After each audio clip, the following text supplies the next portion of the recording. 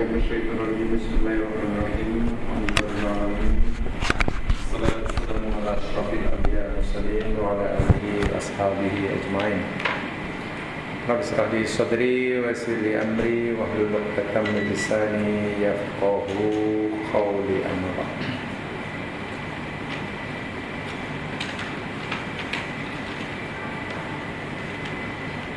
Mudah-mudahan sentiasa dirahmati dan diberkati oleh Allah Subhanahu wa taala. Allahumma amin.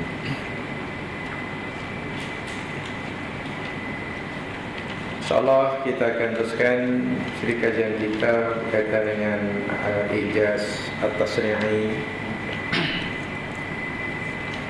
kemukjizatan Al-Quran daripada segi tasyri', undang-undang, peraturan, hukum hakam.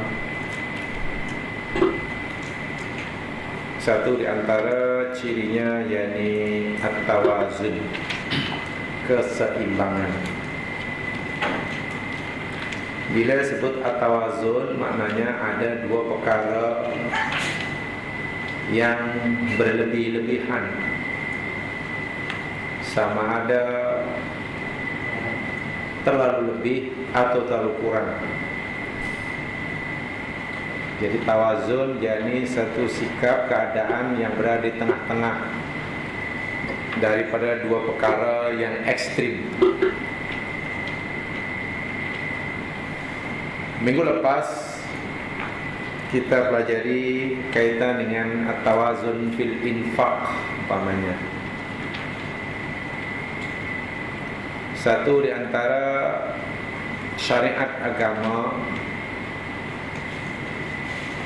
yang diwajibkan dan diperintahkan oleh Allah melalui Al-Quran dan juga oleh Nabi dalam hadis sahihnya, yakni membelanjakan, menginfakkan rezeki Allah.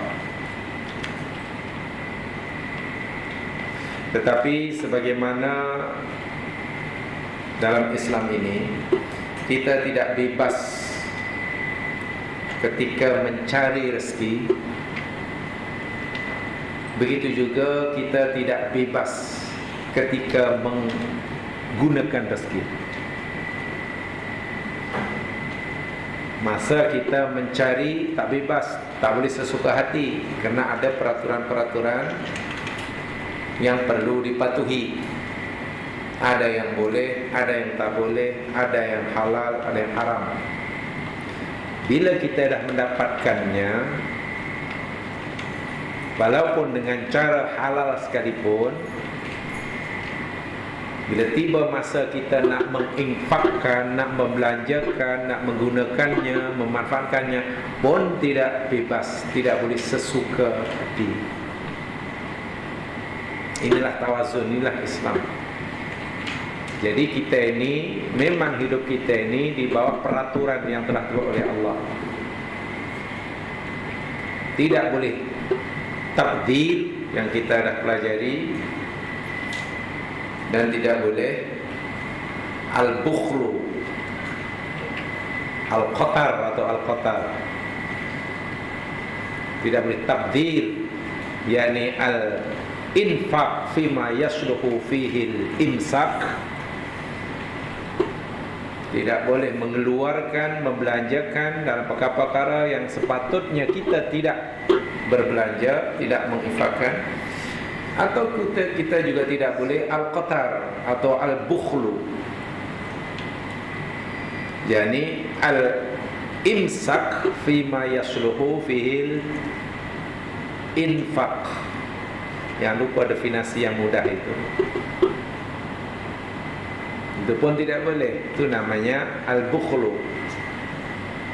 Atau israf pun juga tidak boleh, as-saraf, di mana as-saraf yakni diartikan sebagai sarfus syai' fi ma yanbaghi, tapi zaidan ala ma yanbaghi. Membelanjakan rezeki Allah dalam perkara yang harus, yang semestinya memang kita belanja, tapi zaid mimma yanbaghi, telah melebihi daripada yang sepatutnya. Itu sebetulnya pernah Islam, sehingga hidup semuanya jadi tenang untuk kita bahagia dunia akhirat. Allah bagi kita masa memang untuk kita manfaatkan. Tapi janganlah kita memanfaatkan menggunakan masa, waktu yang Allah berikan pada kita untuk melakukan satu-satu perbuatan melebihi daripada yang sepatutnya. Kita beri peruntukan lebih dari sepatutnya, itu tidak boleh. Itu namanya saraf, itu namanya israf. Wala tusrifu, wala tusrifu, wala tusrifu. Dan ini yang sering kita langgar sebetulnya. Kadang-kadang berapa jam kita duduk di meja makan borak. Wah, kalau makan untuk menghilangkan rasa lapar, tujuan makan kan untuk menghilangkan rasa lapar. Agaknya perlu berapa menit ya kita makan untuk menghilangkan rasa lapar.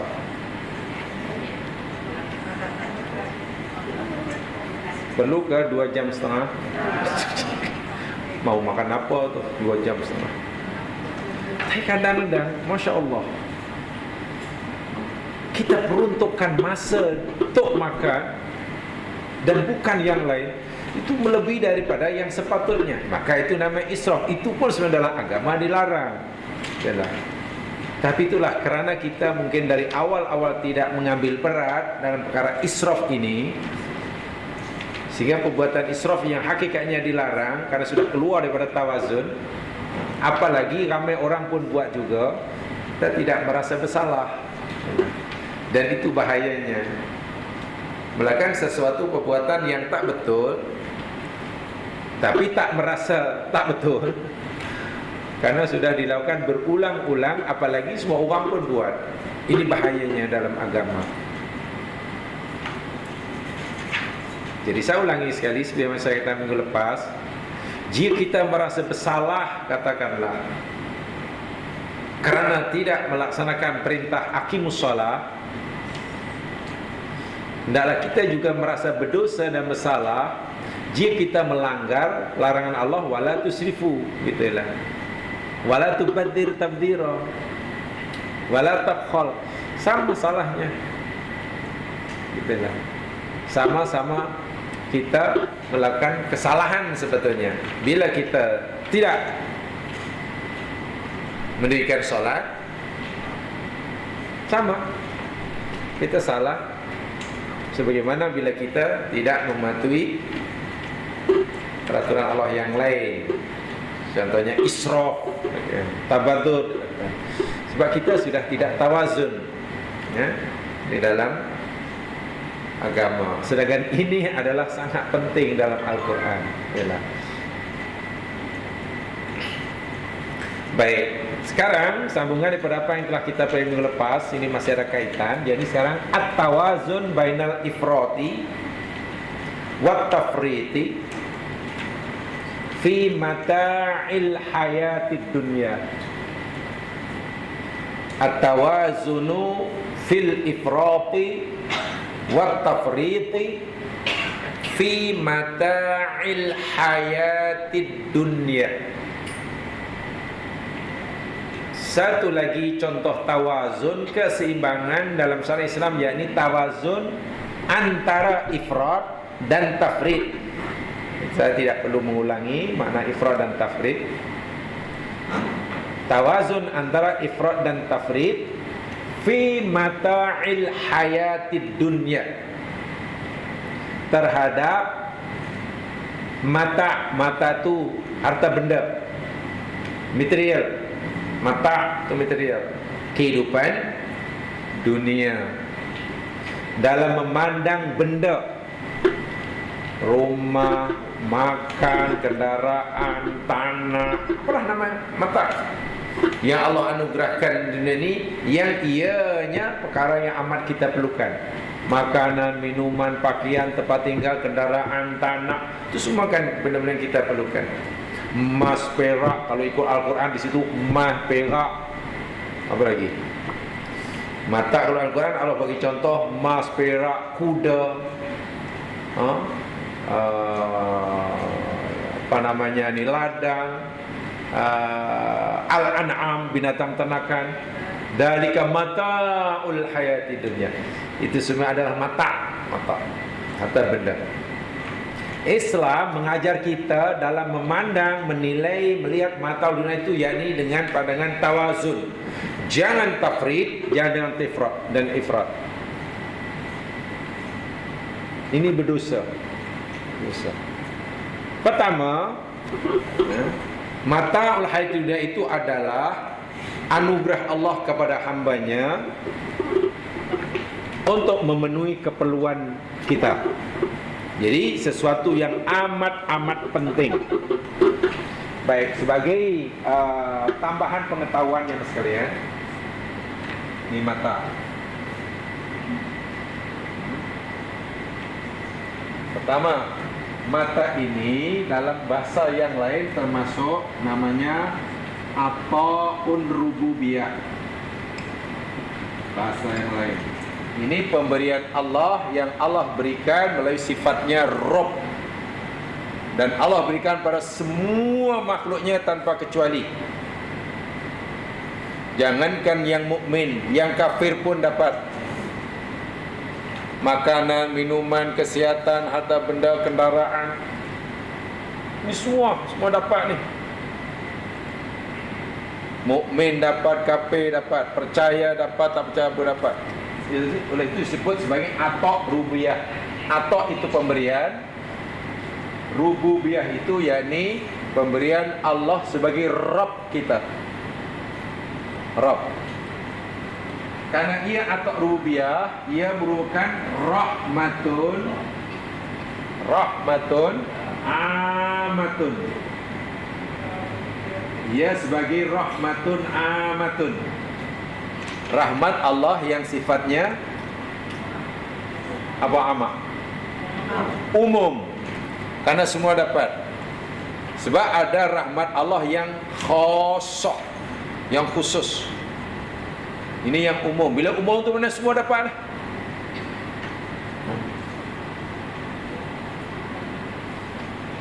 Juga ni mata hayat dunia ini juga boleh disebut sebagai, kerana ini nikmat ya. Ini nikmat. Ini benda Allah sangat banyak. Tak terkira bila kita nak mengira. Nah, mataul hayati dunia, harta benda, tadi kesenangan, kendaraan, kepada segala-galanya. Itu nikmat Allah disebut sebagai nikmatun ibqa namanya. Ibqai. Boleh juga disebut nikmatul ibqa. Saya berikan sepintas selalu istilah-istilah agama ini. Manalah tahu nanti jamaah dengar sarahan yang lain, bila ustaz cakap itu tak payah tanya gitulah. Tak tahu. Nikmatun ibqa. Karena nikmat Allah yang tak terkira ini, yang tak terkira jumlahnya ini, Allah berfirman dalam Al-Quran, bila kamu nak mengira nikmatku, kamu tak mampu. So sangat banyaklah. Ya. Jadi nikmat Allah ni rupa-rupanya nikmat Allah nikmatullah. Ini ada kalanya disebut nikmat ibqa. Ada satu lagi namanya nikmatul ijad.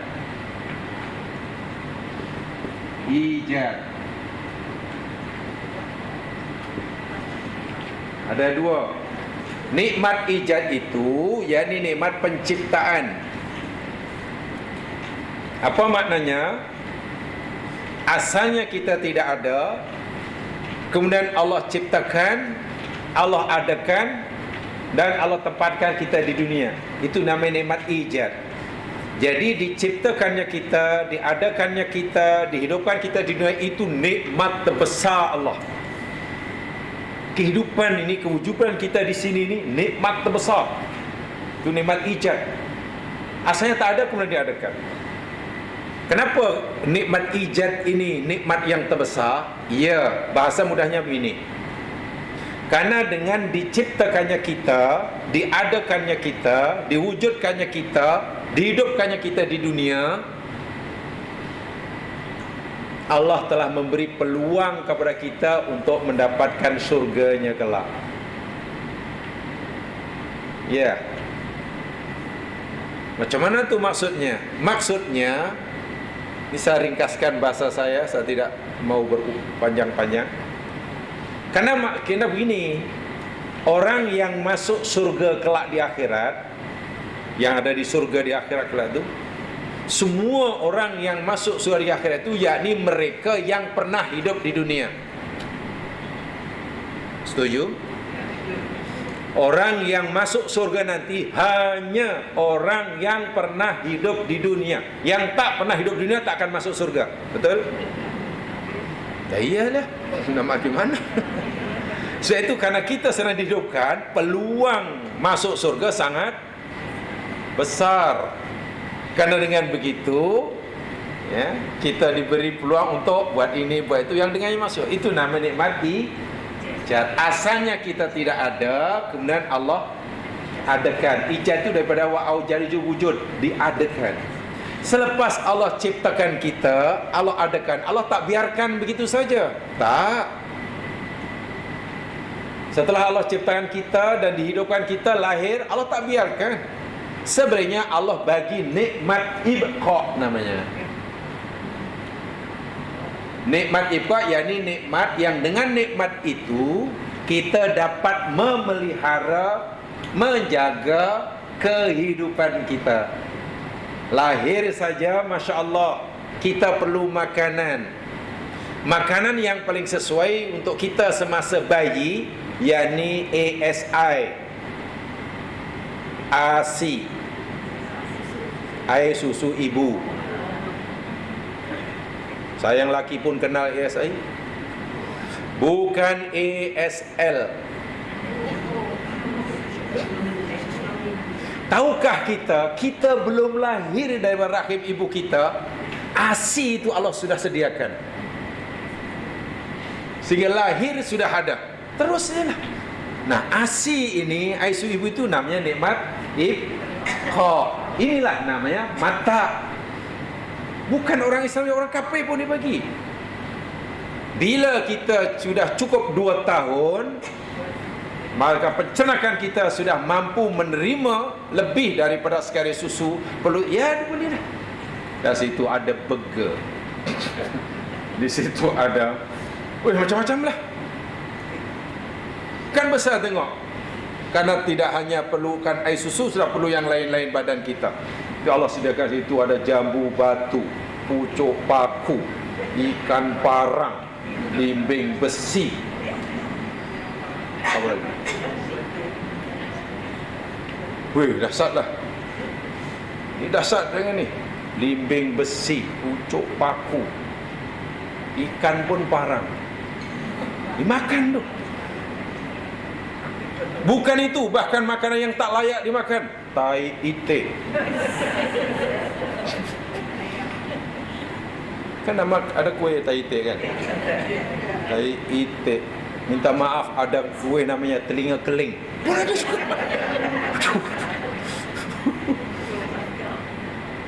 Oksigen. Itu namanya nikmat Dengan nikmat-nikmat ini kita akhirnya tidak terlantar. Dan jumlahnya sangat banyak. Itulah namanya mata hayati dunia. Itu namanya atau rububiyah, pemberian Allah yang Allah berikan dengan sebagai Rabb. Rabb pun Rabbul Alamin itu kan yang mencipta, yang memelihara, yang menjaga. Itu namanya rahmat ammah. Jadi rahmat Allah yang bersifat umum karena semua dapat, bukan hanya orang mukmin saja. Secara umum dua ini nikmat Allah. Asalnya tidak ada, kemudian kita diadakan, diwujudkan Allah. Namanya nikmat ijad. Itu nikmat besar sebab wajib kita syukuri kita hidup ini. Ya. Sebab tadi saya katakan hanya orang yang pernah hidup di dunia sahajalah yang ada peluang besar masuk surga. Yang tak pernah hidup tak akan masuk surga. Walaupun minta maaf, naudzubillah min dzalik, yang pernah hidup juga ada peluang masuk neraka. Wahnya tu Bilal lah tu salah dia. Selepas lahir Allah tak biarkan. Tadi saya kata belum pun lahir, Masya Allah, air susu ibu sudah dicipta disediakan oleh Allah. Dan ngam-ngam pula tu, karena Allah suruh kita disediakan selama 2 tahun, maka ibu kita pun hanya dapat mengeluarkan, itu kehendak Allah, 2 tahun. Tak adalah ibu walaupun sayang macam dengan anak, disuruh anak hingga umur 17 tahun masih disusukan. Tak adalah. Itu dah melampau. Kan macam-macam dibagi. Ini ikut ni. Dan jumlah dalam bahasa yang lain, nikmat ifa disebut atok rububiyah. Dalam istilah lain disebut rahmat. Kalau kita nak sebut, katalah makanan, minuman, oksigen, harta, kendaraan, rumah, namanya nikmat ifa, kan? Namanya atok rububiyah. Kalau itu disebut rahmat, namanya rahmat amak. Semua ini Quran kata mataul hayatid dunya, namanya mata.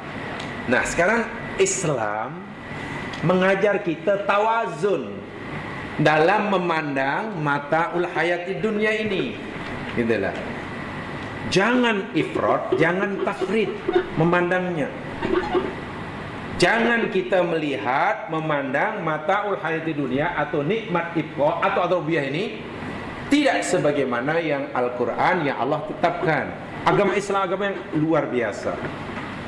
Bila kita salah, jemaah sekalian, kita sudah salah persepsi, kita salah menilai terhadap mataul hayatid dunya. Nah, inilah nanti yang akan waliyadzubillah mengakibatkan penyesalan yang berpanjangan di akhirat.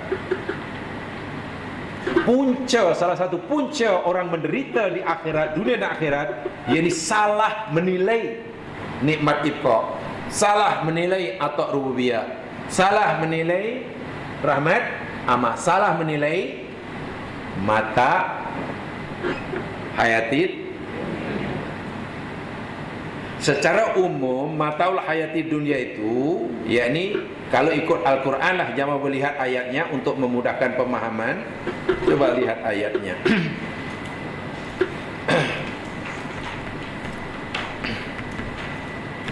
Di dalam surah Al-Baqarah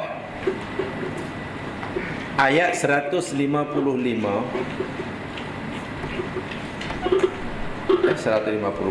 bukan surah ini.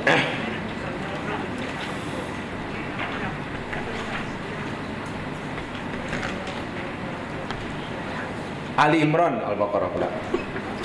Ali Imran ayat 14. Ini contoh mata dunia, apa kata Quran.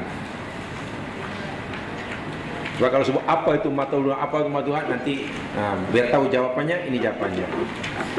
Surah 3 ayat 14, Ali Imran ayat 14. Allah Subhanahu wa taala berfirman, a'udzubillahi minasyaitonir rajim, zujina lin-nasi hubbus syahawati minan nisa.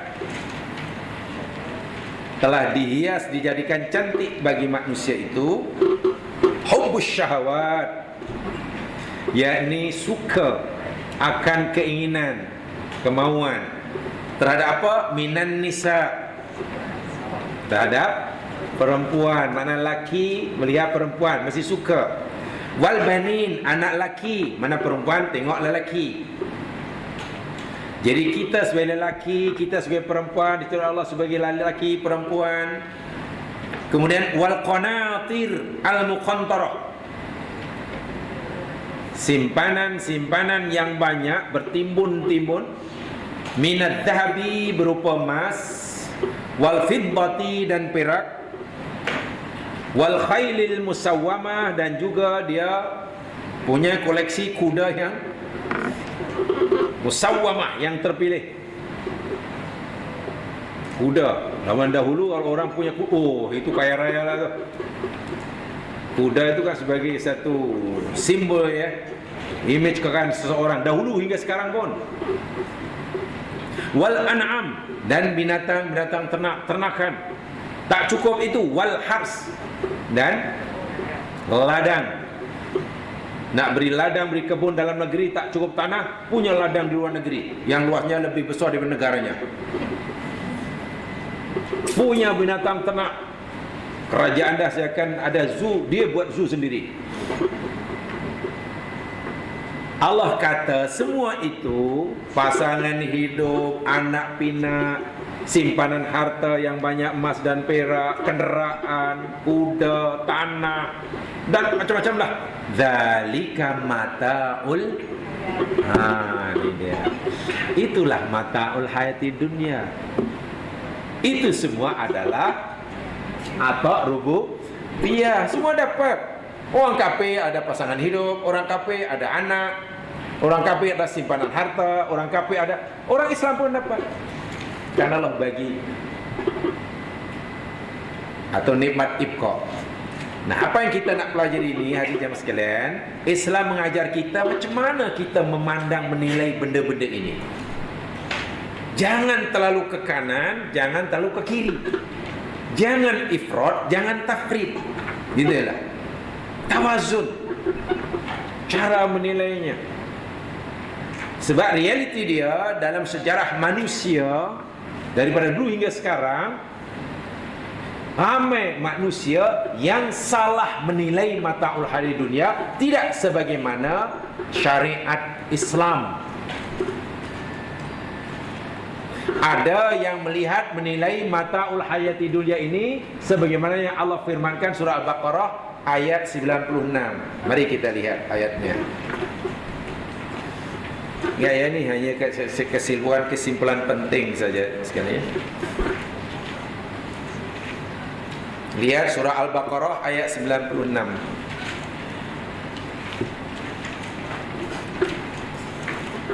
Penilaian macam ini betul ke, salah ke, atau apa namanya? Mari kita lihat.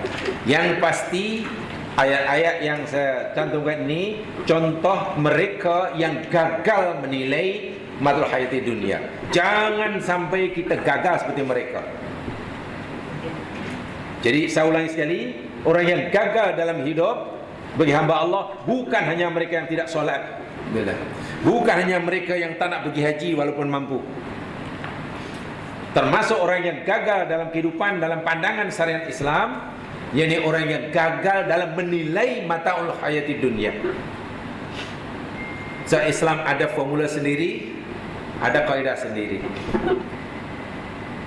Al-Baqarah 96. A'udzu billahi minasy syaithanir rajim. Silakan.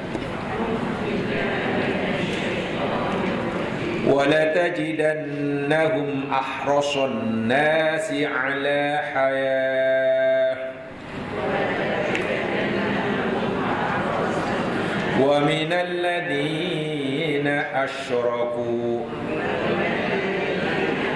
يَوَدُّ أَحَدُهُمْ لَوْ يُعَمَّرُ أَلْفَ سَنَةٍ وَمَا هُوَ بِمُزَحْزِحِهِ مِنَ الْعَذَابِ أَن يُعَمَّرَ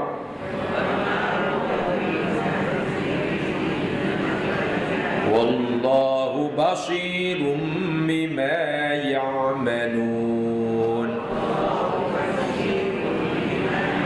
وَلَتَجِدَنَّ, dan sungguh pasti engkau wahai Muhammad akan dapati mereka ini merujuk pada Yahudi ya. Dalam ayat ini mereka ini merujuk pada Yahudi.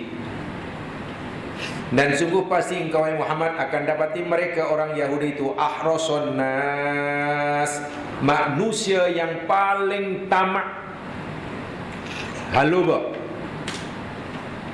haluba, haroso, haris itu maknanya tamak.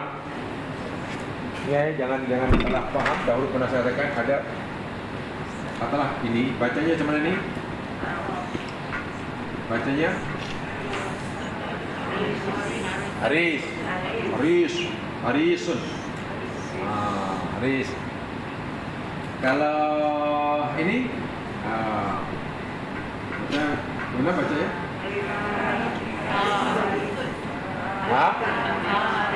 Haritun. Harit. Kalau ini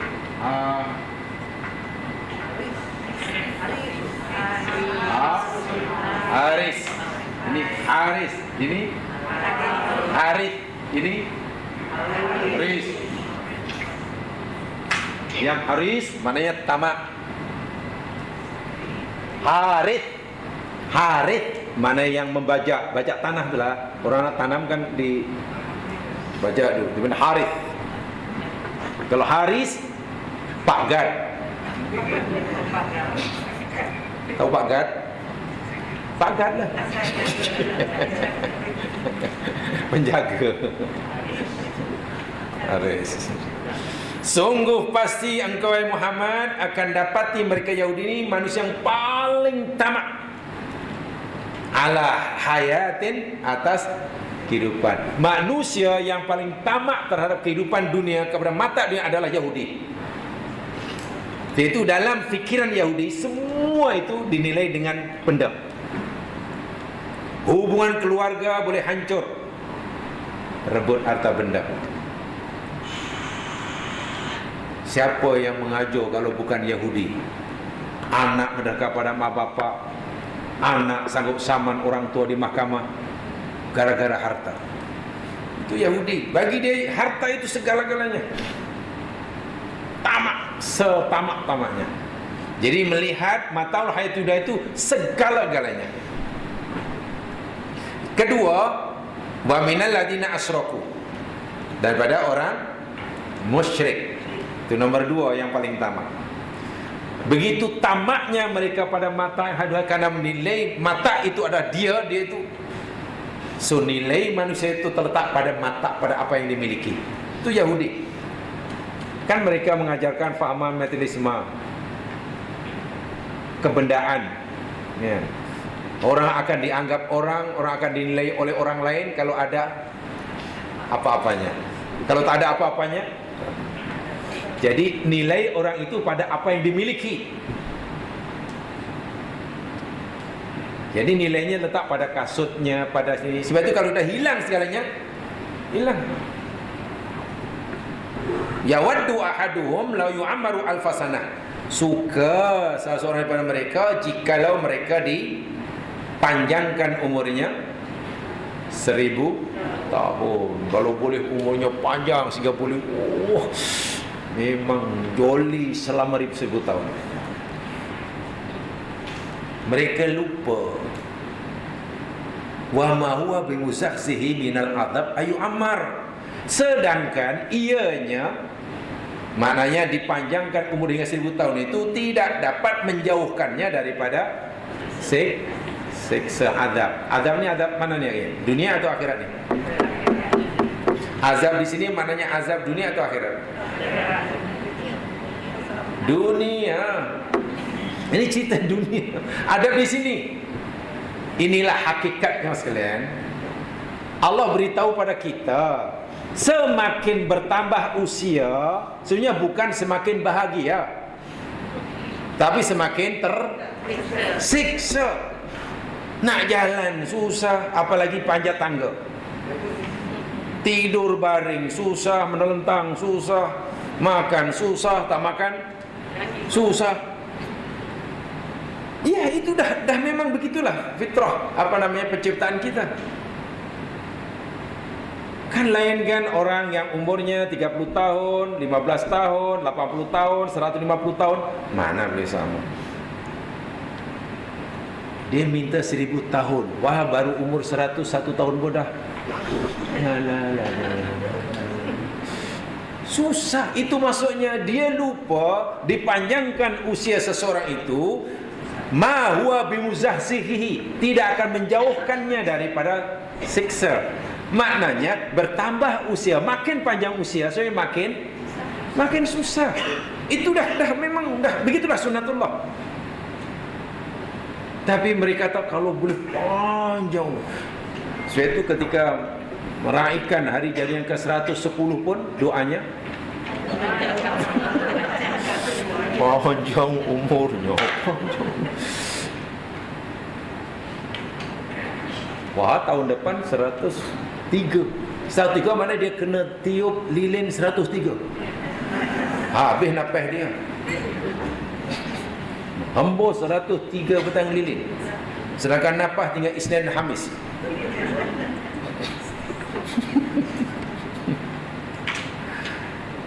Baik, orang ini salah menilai mata'ul hayat dunia, dia dianggap segala-galanya. Awak ada nilai dalam pandangan orang, awak ada nilai dalam pandangan masyarakat kalau awak memiliki segala-galanya. Sebab itu awak mesti mendapatkan segala-galanya dengan cara apa sekalipun. Itu Yahudi.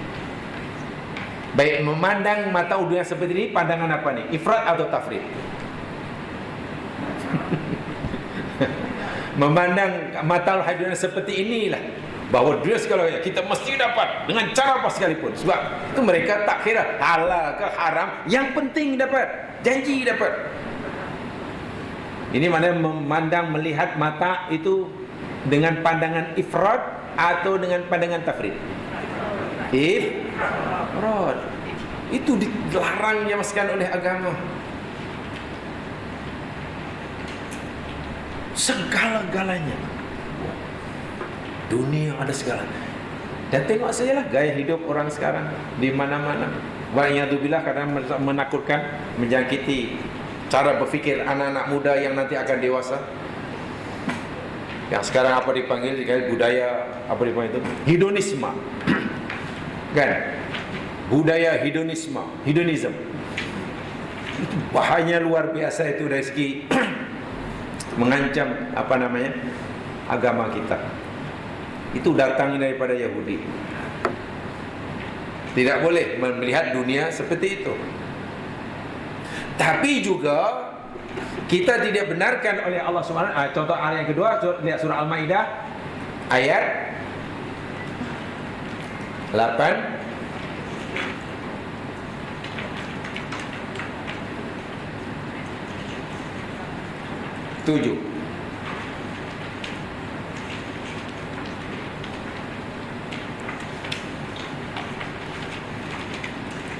Ini lawannya. Al-Maidah 87. A'udzu billahi minasy syaithanir rajim. Ya ayyuhalladzina amanu la tuharrimu thayyibati ma ahallallahu lakum.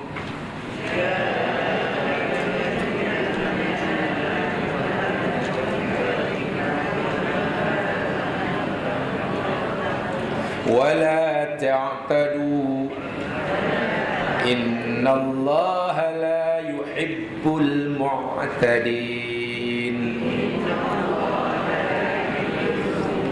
Ini lawan kepada Al-Baqarah namanya nih. Wahai orang yang beriman, janganlah kamu mengharamkan, la tuharrim, jangan kamu mengharamkan thayyibat, perkara yang baik-baik, ma ahallallahu lakum, yang Allah halalkan bagi kamu. Ini halal yang baku, ini halal, kamu ambillah, kamu carilah, kamu makanlah, kamu nikmatilah. Ini halal, benda yang baik, jangan kamu haramkan. La ta'tadu wa la ta'tadu, dan jangan kamu melampaui batas. Innallaha la yuhibbul mu'tadin. Sebenarnya Allah tu tidak suka orang yang melampaui. Kalau ayat 96 Al-Baqarah itu, yakni orang yang melihat mata dunia itu segala-galanya, sehingga dia tidak kenal, tidak peduli halal ke haram, yang penting dapat. Yang penting dapat semuanya, yakni pertimbangannya dalam apa saja, benda, material, itu aja lah. Sanggup mengorbankan persahabatan, sanggup mengkhianati kawan, sanggup menderhaka pada orang tua. Mata punya pasar. Sementara yang ini ingatan pula. Allah kata, wahai orang beriman, janganlah kamu haramkan perkara-perkara, benda-benda yang halal bagi kamu. Yang aku halalkan jangan kamu tinggalkan. mengharamkan benda yang Allah halalkan, atau meninggalkan, membuang apa yang Allah suruh kita ambil, kita buang, sedangkan Allah suruh ambil lah, kan? Kita tak nak, sedangkan Allah kata miliki. Ini sikap apa ni? Ifrat atau tafrid? Ifrat atau tafrid? Allah kata ambillah, makanlah, carilah. Ini haram, ini haram. Tafrid. Ini tidak dimakan. TV ni haram ke halal? TV di rumah tu halal ke haram?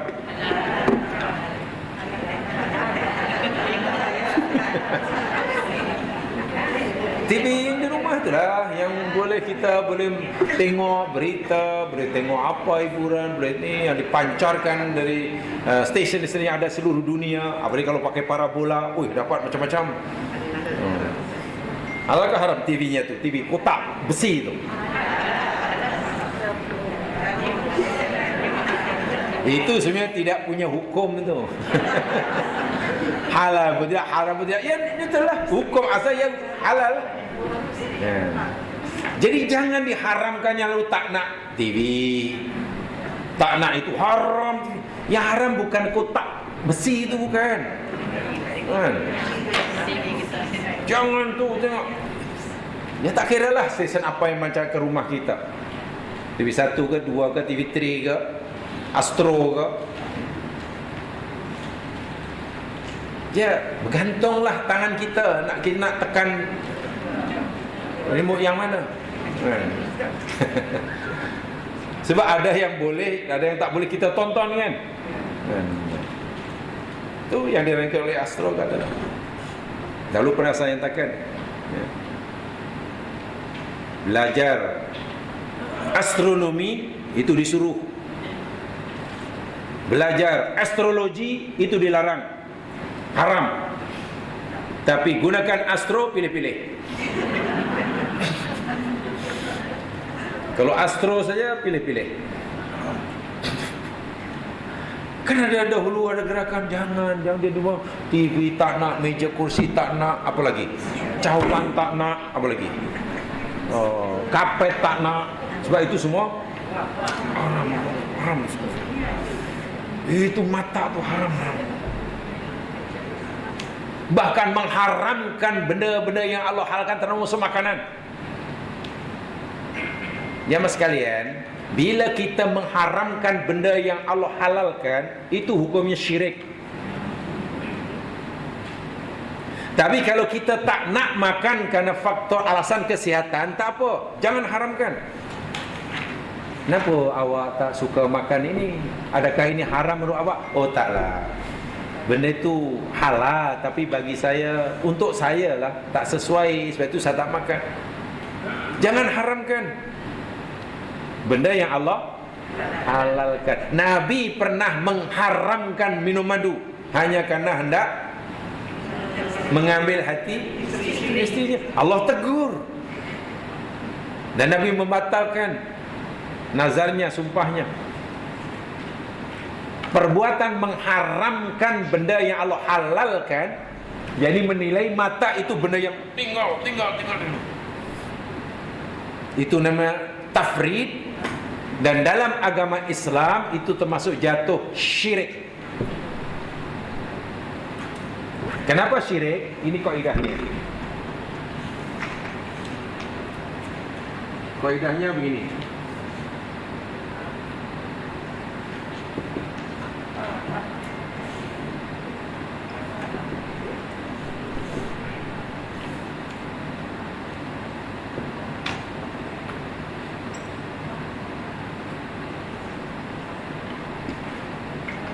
Mana tu?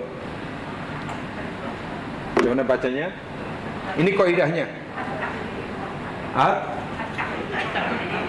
Tahlilu wa tahrimu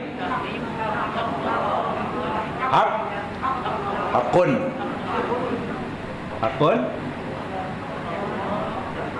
lillahi wahdahu. At-tahlilu wat-tahrimu haqqun lillahi wahdah. Ini kaidah ni, kaidah usul fiqh. At-tahlil menghalalkan sesuatu. Dalam pembicaraan kita pagi ini, yakni menghalalkan mata' ni lah. Mata' atau rububiyah, rahmat amah, nikmat ibqa. Menghalalkan sesuatu, mata', dan atau mengharamkan sesuatu. Menghalal atau mengharamkan sesuatu, itu adalah haqqun lillahi wahdah. Apa dia? Hak bagi Allah sahaja. Tidak boleh kita kata ini halal, ini haram, ikut suka hati kita. Tak boleh. Hukumnya syirik.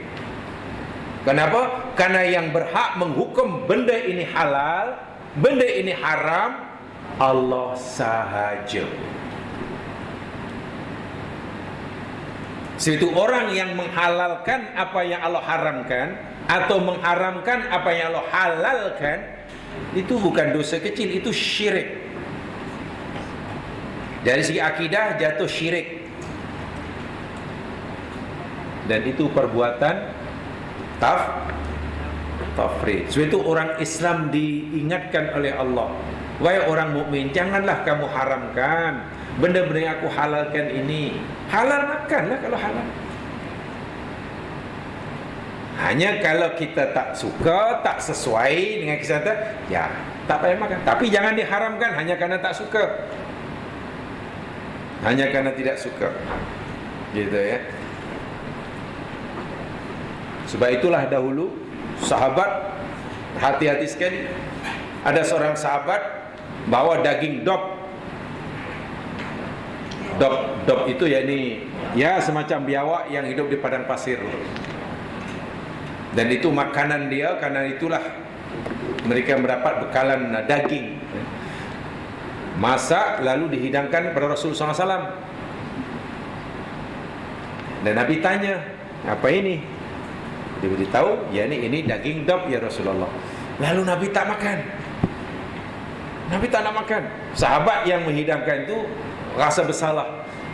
Rupanya Nabi tak makan, macam mana? Sedangkan selama ini kami dan masyarakat kami makan.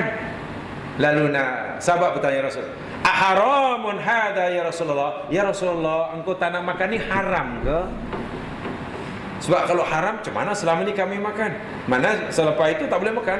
Apa jawab Nabi? Oh tidak, hanya kami tidak biasa karena di tempat kami tak ada makanan seperti ini. Mana Nabi tak makan bukan karena ianya haram, tapi tak, itu tak apa.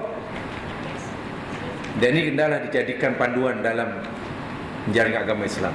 Kalau ada orang hidangkan makanan, bagi makanan, ikut Nabi dan sahadat Nabi, bila kita suka, makanlah. Makan. Bila tak suka, tak payah makan, tapi jangan cela, jangan sekali-kali mencela makanan. Suka makan, tak suka jangan cela dan jangan makan, sudah. Itu aja. Nabi ini tidak pernah mencela makanan. Bila suka makan, dia tak suka jangan bagi makan. Orang makan, awak bagi makan macam ni, kau ingat saya ikan ni apa? Lihat. Saya allergic tau. Kalau makan ni saya masuk ICU tau. Lihat. Apakah benda ni? Apalah kau ni? Ini makanan kampung mana ni? Lah udah. Makan ni sebetulnya sifatnya subjektif relatif ya. Lezat bagi A belum tentu lezat bagi B. Itulah. Jadi sebab itu kenapa dalam Islam tidak haram, ini namanya tafrid, mengharamkan, dan itu adalah berdosa. Lihat surah Al-A'raf ayat 32 selepasnya. Al-A'raf 32.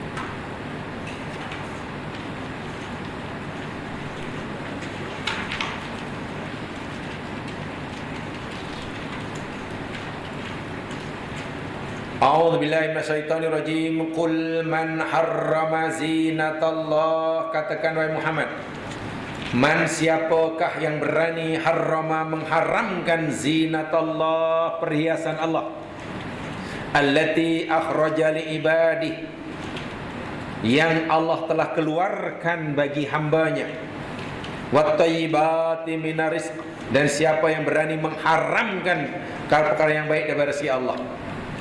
Allah cabar ni, Allah menafikan siapa yang berani mengharamkan perhiasanku yang aku berikan pada hambaku dan yang baik. Kul, katakanlah, rezeki yang Allah turunkan dipanggil nikmatul ibqa, dipanggil mata'ul hayati dunya, dipanggil ata' rububiyah. Itu semua Allah kata, yakni kul hiya, katakan, dia adalah lilladzina amanu, bagi orang-orang yang beriman, fil hayati dunya. Di dunia orang mukmin dapat, orang kafir. Jangan kamu fikir itu hanya untuk orang kafir saja. Jangan kamu fikir yang boleh memiliki rumah, tempat tinggal, kenderaan, pakaian, wang ringgit, simpanan, harta. Tadi Quran tadi apa sebut? Lembu, ternakan, kebun, dusun, dusun rambutan, dusun durian, dusun, macam-macam lah. Kebun buluh, sampai kebun buluh pun ada. Allah kata itu bukan aku ciptakan, bukan hanya untuk orang kafir saja, orang mukmin pun boleh. Lilladzina amanu fil hayatid dunya. Hanya saja anugerah Allah yang seperti ini, seperti mana pisang, pakaian, emas, belian, khalisah yaumal qiyamah, khas pada hari kiamat bagi orang mukmin sahaja. Seorang mukmin sebenarnya dapat dua. Di dunia pun boleh menikmatinya, di akhirat pun menikmatinya, walaupun tidak sama. Emas dunia dengan emas akhirat tak sama. Di surga ada emas, tapi emasnya rupanya macam mana tak tahu. Di dunia ada pisang, di surga pun. Tapi jangan fikir pisang yang di dunia. Makanan di buah-buahan di surga itu satu di antara yakni pisang, talhin mandud. Talhin mandud apa namanya? Talhin mandud, yakni pisang yang apa dipanggil? Buah dia punya apa tu? Tandan dia apa? Panjang. Jadi bukan hanya 2-3 aja lah. Itu satu di antara buah-buahan surga. Tapi jangan terbayang pisang. Alah hari ini makan pisang pun allergic. Nak makan pisang pun tunggu surga. Benda-benda ini, pakaian sutra hijau, sutra tebal, sutra nipis, minuman susu, itu semua khas bagi orang mukmin di akhirat. Tapi yang Allah berikan di dunia, orang mukmin pun boleh, orang kafir pun boleh. Saya itu jangan haramkan.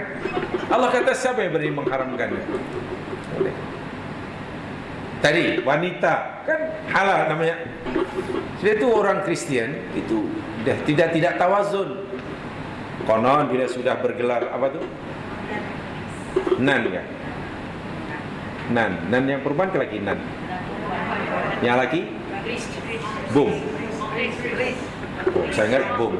Tak, yang perempuan nan, lakinya bum.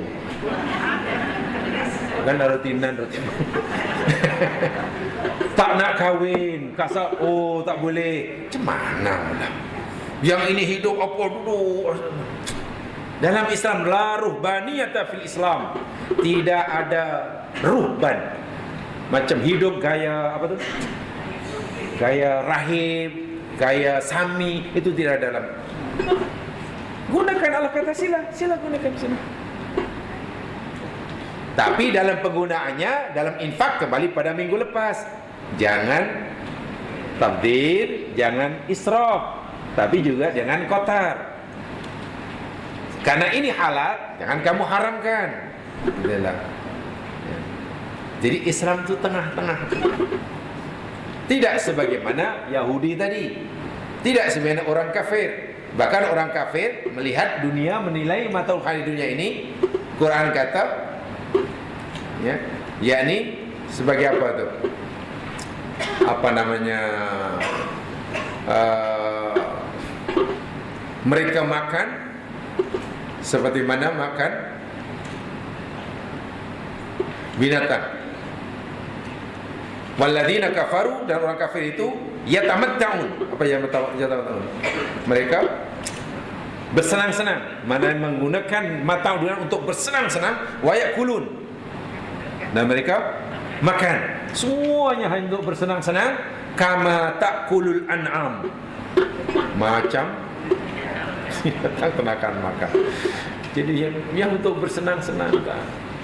Jadi diharamkan pun tak boleh, diambil semua yang untuk bersama-sama di sini pun tidak boleh.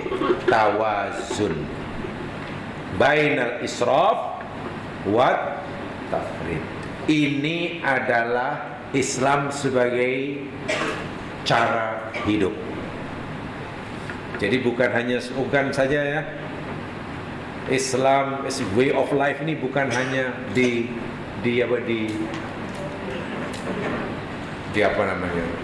dilaungkan saja, dipraktikkan. Kita boleh mencari, kita boleh memiliki, kita boleh menggunakannya, tapi ada tawazun.